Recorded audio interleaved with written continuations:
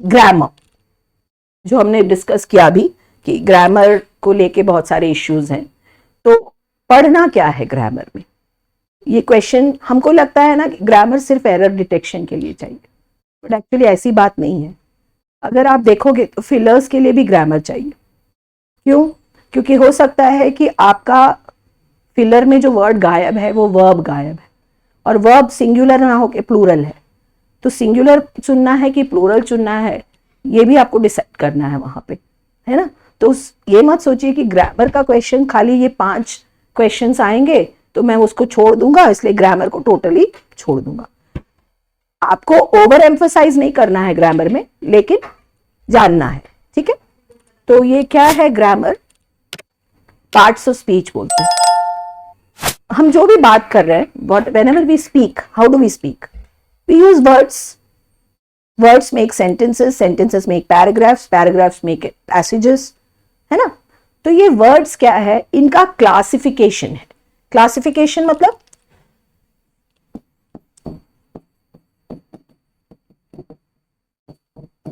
what is classification?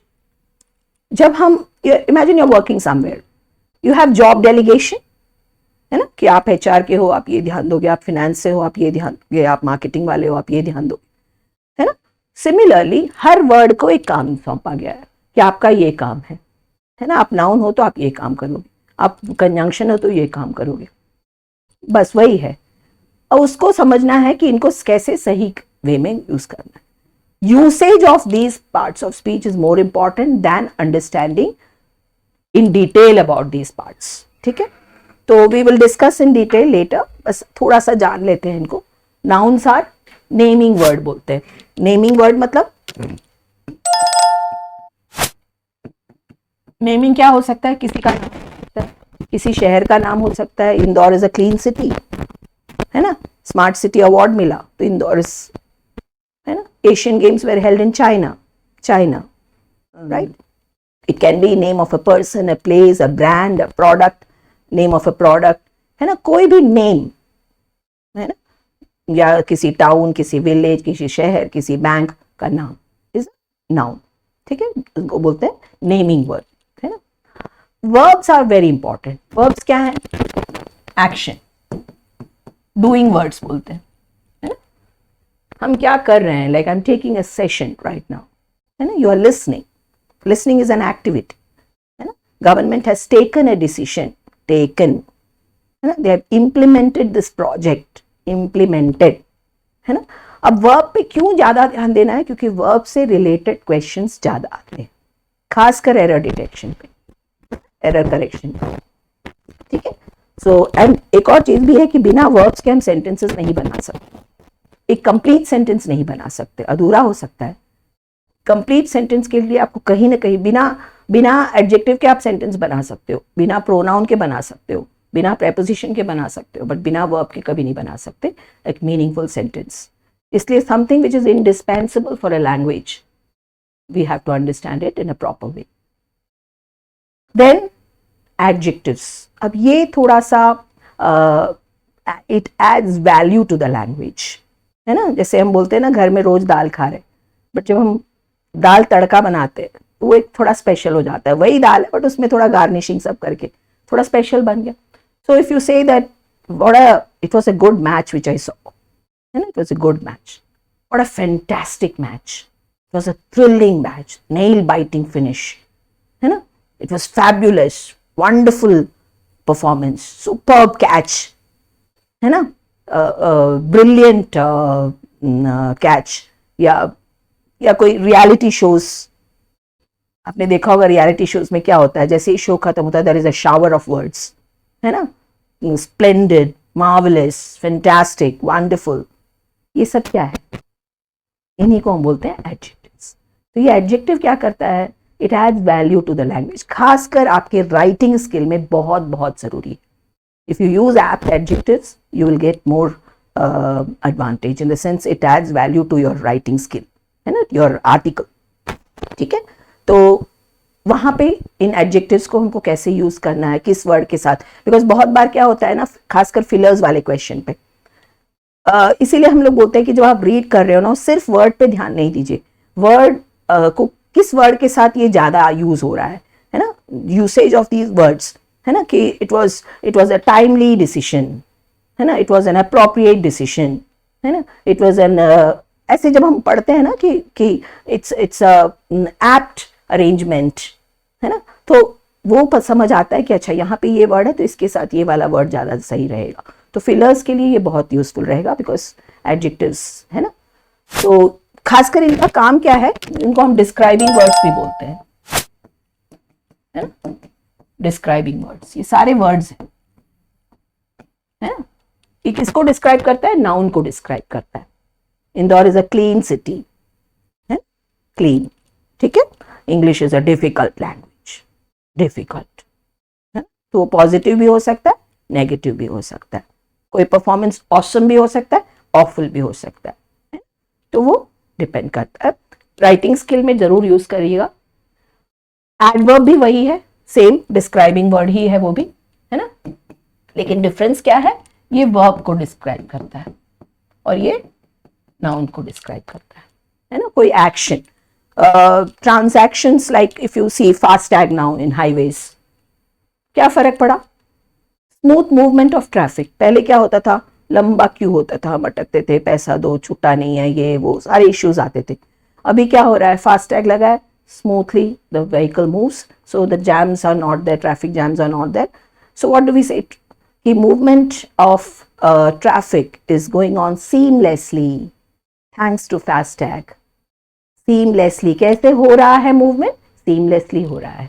Digital transactions are being held seamlessly, easily, effortlessly because of net banking या mobile banking जो भी है ना। तो खासकर जो LY वर्ड्स होते हैं ज़्यादातर, तो उनको हम एडवर्ब्स, ये भी हमारे लिए ज़रूरी है। प्रोनाउन में नाउन ऑलरेडी दिया हुआ है, तो इसका काम क्या है, ये रिप्लेस करता है। किसको रिप्लेस करता है, नाउन को रिप्लेस करता है। क्यों करता है रिप्लेस, क्योंकि अगर हम बोले कि the prime minister has taken a decision to call for an all party meeting, the prime minister has decided to conduct this meeting next week, the prime minister is going to speak on this issue in detail, the prime minister, every time when I use the word prime minister, it becomes monotonous. तो मेरे को उस word को he is going to, the government has decided, it has decided, है ना। तो he, she, it, they, ये जो भी वर्ड्स हैं ना, इनको हम प्रोनाउन बोलते हैं। तो प्रोनाउन से रिलेटेड एरर्स भी आते हैं, तो इनको समझना है, राइट। कंजंक्शन, जंक्शन, है ना, इंदौर जंक्शन, जहाँ पे बहुत सारे ट्रेन आते हैं। कंजंक्शन का काम क्या है, ज्वाइनिंग वर्ड्स, है ना, they join, they are connecting words. किनको, they join words, they join sentences, they join clauses, they join phrases. क्यों join करना है, because जब हम बात करते हैं हम तोड़ तोड़ के नहीं बात करते। If somebody asks you about a place, like say something about Indore, Indore is a nice city, Indore is a clean city, Indore is a smart city, I like Indore, I stay in Indore for pretty long time, I've been staying in Indore for pretty long time, Indore is the commercial capital of Madhya Pradesh, Indore is, every time I don't have to say this, so instead what do I say, Indore is a smart city or a clean city which is also known as the commercial capital of central India. Besides, Indore has a lot of benefits in terms of educational opportunities. Apart from that, तो ऐसे जब हम words use करते हैं ना, because, which, that, एक smooth flow of language होता है, language natural लगता है, तोड़ तोड़ के नहीं बोलते हैं, है ना। तो उसके लिए connectors की ज़रूरत पड़ती है। Again, ये writing skill में आपको बहुत ज़रूरी है, because you are expected to be a mature writer, है ना। आपको एकदम से KG लेवल की तरह writing नहीं करनी है, तो वहाँ पे आपको ये कनेक्टर्स की ज़रूरत है कि आप अपने आइडियाज़ को कैसे कनेक्ट कर रहे हो, है ना। तो उन स्किल पे भी ध्यान देना है, because ultimately that also matters, उसका भी वेटेज है। प्रेपोजिशन थोड़ा परेशान करता है अपने को, इट शोज रिलेशन, वर्ड्स के बीच में क्या रिलेशन है ना, इन, ऑन, टू, फॉर, फ्रॉम, है ना। वर्क फ्रॉम होम हो रहा है कि वर्क फॉर होम हो रहा है, बहुत बार पता भी नहीं चलता है ना। WFM बोल दे, WFH बोल देते हैं, मैं तो वर्क फ्रॉम होम कर रहा हूँ, पता चला कि वो वर्क फॉर होम कर रहा है ना।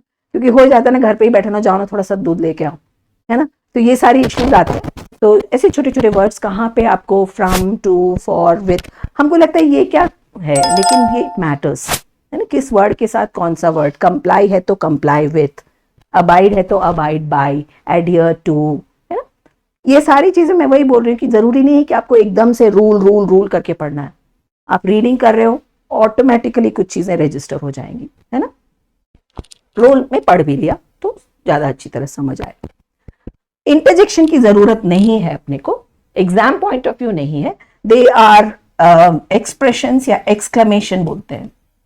एक्सक्लेमेशन का मतलब है जब हम सडनली रिएक्ट करते हैं ना, wow what a beautiful match, है ना, ओ ही मिस द कैच। सो ये वर्ड्स आ, ओ, वाओ, इनका कोई मीनिंग नहीं होता, ये हम किसी को प्रेज करने के लिए बोलते हैं, किसी को क्रिटिसाइज करने के लिए बोलते हैं। तो एग्जाम पॉइंट ऑफ व्यू हमको उतना जरूरत नहीं है, लेकिन उसको हम रिप्लेस कर सकते हैं